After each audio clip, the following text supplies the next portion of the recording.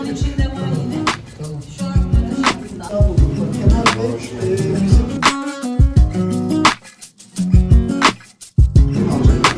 Stajda eğitim, iş yeri eğitimi alacaklar. 3-15 hafta boyunca burada çalışacaklar yani sizle beraber.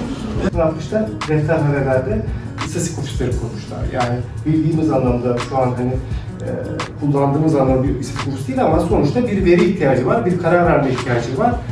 Ondan dolayı bu şekilde bir tarihi var.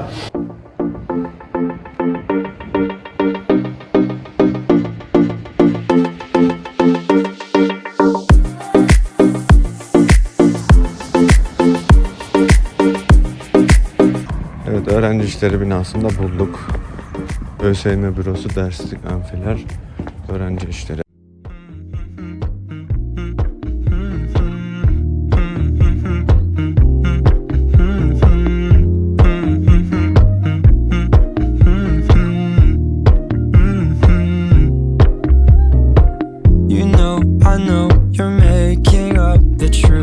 Why can't I go before I lose my cool?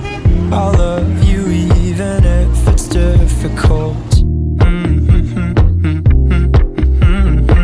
Don't worry just because I need to leave. Don't mean I'm sick of us, of you and me. I'm just not good at shows. I'm not angry anymore.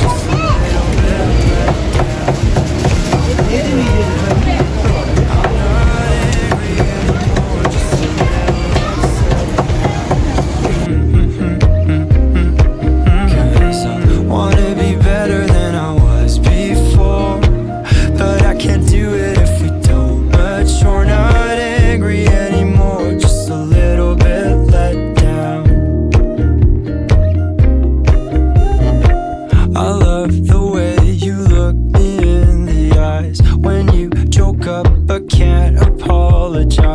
Cause you are too afraid to hurt your pride. I guess you were just so misunderstood. You know I'm never truly gone for good. If I could look inside your brain, you know I would. You know I would. You know I'm not angry anymore, just a little bit let down.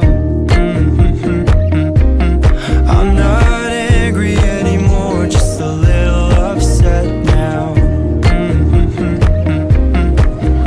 Cause I wanna be better than I was before, but I can't do it if we don't mature. Not angry anymore, just a little bit let down.